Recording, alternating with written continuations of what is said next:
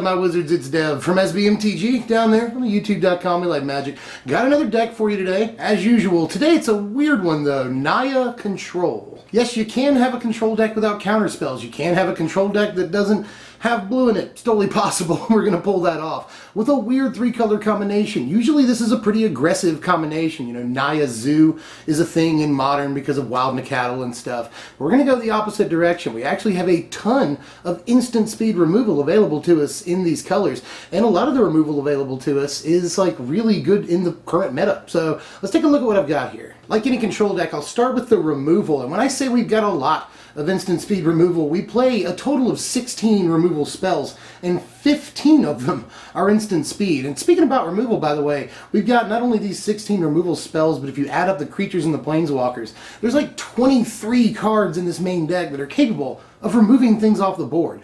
That's a lot of removal. That's a control deck. To start off, 3 copies of Galvanic Bombardment, 4 copies of Harness Lightning, and 2 copies of Immolating Glare. These are all fantastic instant speed removal pieces that we see in a lot of decks nowadays. Immolating Glare sort of catching up to Harness Lightning, which is a piece you see all the time, not only in the aggro decks, but also in the control decks. Harness Lightning and Glare, by the way, are just fantastic at taking out vehicles, which is very important to have that option, especially on turn 2 against Smuggler's Copter at instant speed. So yes, obviously to Harness Lightning and Immolating Glare, and Harness Lightning works with the Aether Hub that we're playing in the land base. That's important to note.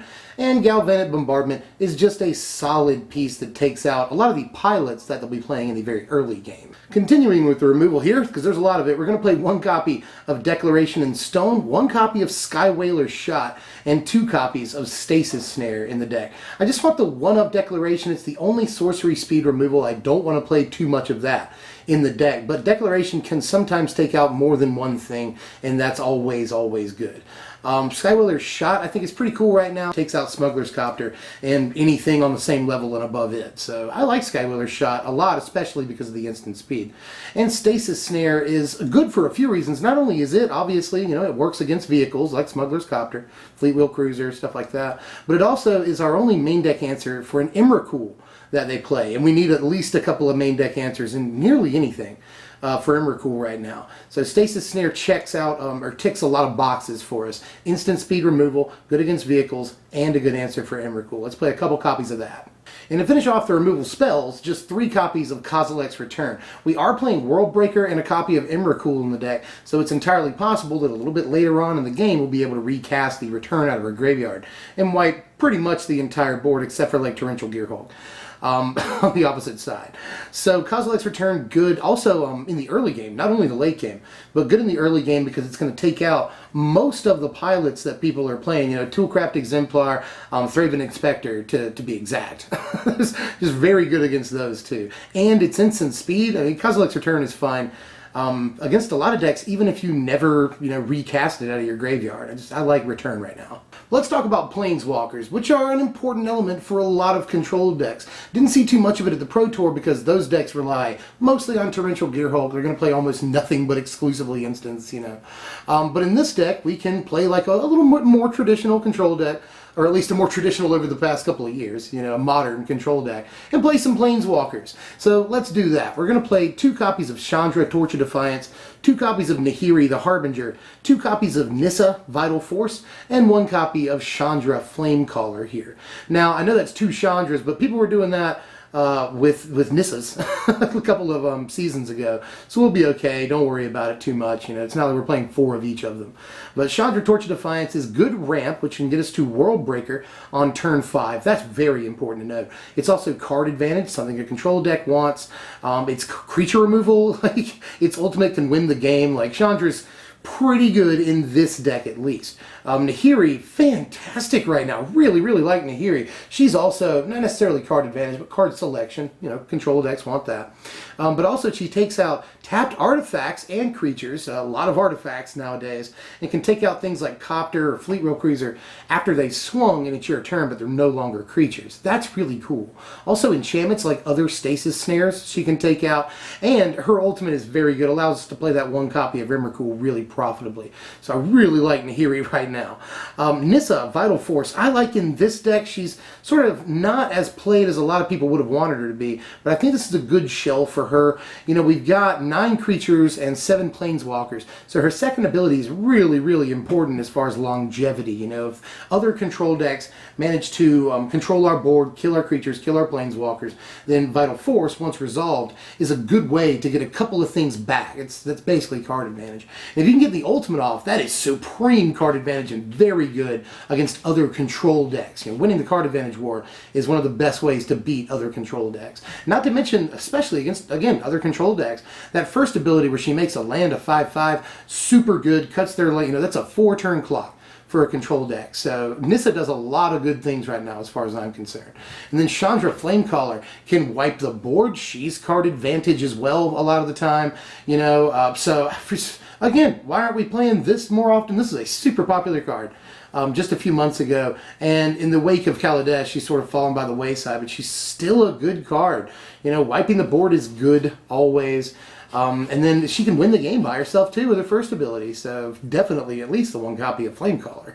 And note before I move on that all these planeswalkers have controlling aspects to them. You know, they remove creatures, they draw cards, so this is a good planeswalker suite for a control deck, just none of them happen to be blue. Moving on to the creatures here, we are playing 9 of them, but it's still not quite a mid-range deck. A lot of our creatures are going to be much higher up on the curve. And we play like a control deck still, you know, turns 1, 2, 3, and even 4. We're going to be doing stuff that controls the board, and then turn 5 or 6, we will turn the corner and start establishing our own sort of offense here. And that's what a lot of our creatures do, but not necessarily Sylvan Advocate, which I do want to play a 3 of. This is good shields on turn 2, you know, a 2-mana, or 2-mana, 2/3. Not bad at all as far as curve goes. And later on in the game, this becomes a big creature and makes your Needle Spires really, really dangerous too. It's action on turn 2 against, you know, control decks that we, you know, all of our removals dead against game 1. This is very good on turn 2, sort of start applying pressure.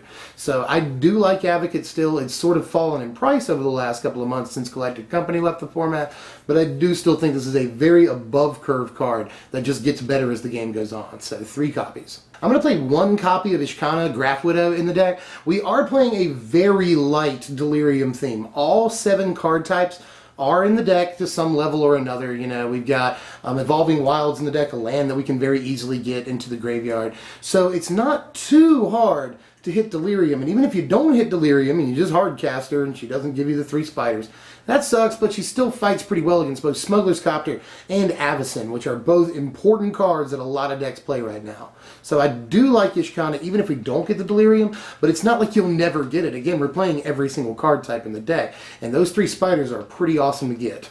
We're playing 2 copies of Combustible Gearhulk in the deck, and yeah, this is a control deck that doesn't play Avacyn. You may have noticed I skipped over her. On the curve there. It does play Avacyn in the sideboard, but I don't play it in the main deck here. I actually played Combustible Gearhulk instead, and one of the main reasons I did that is because we're playing Ishkanah main deck, and I want an artifact for the graveyard, and Combustible Gearhulk fills that role. And pretty darn well, because if we hardcast it, one of 2 things is going to happen. They'll either take a lot of damage a lot of the time, because a lot of our cards, if you haven't already noticed, cost a good bit of mana. But if that doesn't happen, we'll draw 3, and on turn 6, that is exactly what Control wants to do. You know, a huge body on the battlefield and a 3-card refill, that is ridiculous. So even if they manage to kill the Gearhulk, yeah, it's an artifact in the graveyard, so we don't care that much. And, you know, we can just get it back with Nissa Vital Force and do it all over again. So a lot of reasons to play Combustible Gearhulk. This will win you some games. 2 copies of World Breaker in the deck, and yeah, I'm totally going to play World Breaker, another card that has sort of sharply declined in price since people aren't playing ramp anymore. We lost some ramp pieces upon the rotation, but I still think World Breaker is pretty darn good. Bust up artifacts. We are in a format where that matters greatly. Bust up lands, which is actually a lot better than it ever looked. You know, that's always been really relevant, the ability to bust up lands, but nobody really talks about it. And the fact that this is resilient, if they manage to kill it, you can just get it right back and then bust, you know, something else. So I think World Breaker is really good right now in a format full of artifacts that we want to destroy really, really badly. And to finish the creatures, just one copy of Emrakul, the Promised End. She's awesome, you know, you can get her with a Nahiri, it's Nahiri Ultimates. We're playing, again, all 7 card types in the deck, which will eventually drive Emrakul's price down to like 7 mana, which is definitely playable in this long game sort of deck. So Emrakul, yeah, why not? She also, just like Worldbreaker, will set off Kozilek's Return, another reason to play her, you know. So Emrakul, just, yeah, I don't see any reason not to do it. Let's play one copy. And to finish off the main deck, 2 copies of something that really kind of just ties the whole room together here. We're going to play 2 copies of Traverse the Ulvenwald. And, you know, again, light Delirium theme, but even if you don't have Delirium, this will help you fix your mana sometimes. But usually you do want to hold it until you have Delirium and go fish out whatever creature you need at the time. It allows us to play, you know, 1 copy of Ishkanah, 2 copies of Worldbreaker, 1 Emrakul, a little bit more comfortably. Same thing with Combustible Gearhulk, just 2 copies of that. And control decks want some kind of ability to either tutor or have card advantage, and this fulfills that role too. So Traverse is just super good and allows us to build the deck in a way that, you know, lets us put more removal into it and fewer creatures. So yes to Traverse. Here are your lands right here. Aether Hub is pretty good in this deck because it allows us to have the colorless mana needed to get Worldbreaker out of our graveyard. We are also playing a Wastes to be able to do that, and you know that's helped out by Evolving Wilds, because we can go get the Waste if we need to. But Evolving Wilds can help fix our mana, and it's a land in the graveyard for Delirium. So this mana base is doing a lot of things, if you can't tell. Also Needle Spires, already brought this up, but when you have a Sylvan Advocate out and a Needle Spires, then that's like 8 damage like from a Needle Spires. That is no joke. So Needle Spires is pretty dangerous in this deck. Here's a really, really important sideboard right here for you. We're going to fill out the playset of Galvanic Bombardment. We are obviously going to play Fragmentize because we have access to it. Let's do that. Another copy of Declaration in Stone. And then you see the 2 Quarantine field there. That is our only and best defense against Planeswalkers in this deck, which you don't see a whole lot of in this standard. But I do want to have some sort of option against them. It's also good against creatures too, so there's that. Tireless Tracker was a huge decision. Does it go in the main or not? I don't like it against any of the aggro decks in the format right now, and there's a lot of them. But it is a little bit better against Control if you can protect it. So I'm going to put 2 Tireless Tracker in the 75, but I don't think it goes in the main, even if it is really, really good with Evolving Wilds. It doesn't quite go. Same thing with Fumigate. I think Kozilek's Return is enough for a lot of these really low-to-the-ground aggro decks in the format right now. But if we do run into any of those, or especially the tokens-based one, the red-white tokens, Fumigate can be very good against those. We'll board it in. Archangel Avacyn, if we want to play even more like a control deck, we can board this in. And there's a couple of creatures on the sideboard making Archangel Avacyn a little bit more viable, you know. So I do like Avi, but I don't know that I want to put her in the main. That was also a very hard decision, but I do want her to be in the 75 somewhere. Linvala was an easy decision. I definitely want her in the sideboard. And then Gideon was in the main deck, but I actually switched him with the 2 of Immolating Glare in the main here. Immolating Glare was in the side, but I wanted more instant speed protection against things like Smuggler's Copter. And Gideon just wasn't as good against everything, but he can come in against things like, I really like him against Control when he sticks. So, you know, the sideboard here, very, very important, and smart sideboarding is necessary when you're playing this deck. But we do have a lot of tools against pretty much every deck in the format. And here are your power rankings right here. A final score of 70 points, which is about as high as it gets. Now the power, or at least, you know, I think 71 is the record for the channel at least. 70 is a very, very high score. Because we tick a lot of boxes. Again, you know, we have pretty good defense. We're just not terrible in any category except for maybe speed or overall offense. We do kind of poorly there. But everything else we do well in, you know. Very, very powerful cards in the deck. Just a who's who of standard cards right now. We've got some synergy with Delirium in there. You know, Nahiri and Emrakul's in there, that's synergy. There's a couple other synergies in there. But, you know, other than that, just our defense is incredibly high, and we've got a good chance of winning both pre- and post-sideboards. The only thing I wish was a little bit better was the consistency of the deck. You see that we have only like 1/4 of, and it's Tarnished Lightning. Everything else is a 1, 2, or sometimes 3 of. And that can hurt our consistency a little bit, but we've got Traverse the Ulvenwald in there. Some of our Planeswalkers draw cards, Combustible Gearhulk draws cards. So we have a way of drawing into more of these 1 and 2 ofs in the deck. So I've tried to make it a little bit more consistent, but 8 is about as high as I could push it. Overall, this is a very expensive deck. You pay for that $70. It's about $250 for the main deck, and after boards, because of the stupid Gideons and Avacons, it's like $370 for the total package here.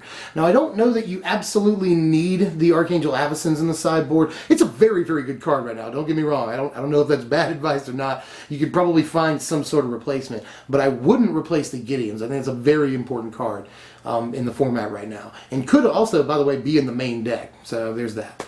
But $370 is still not as much as these standard decks cost last season that had 4 baby Jaces and a bunch of fetch lands and stuff in them. So you got that going for you. Hey Ziggy, what you doing, buddy?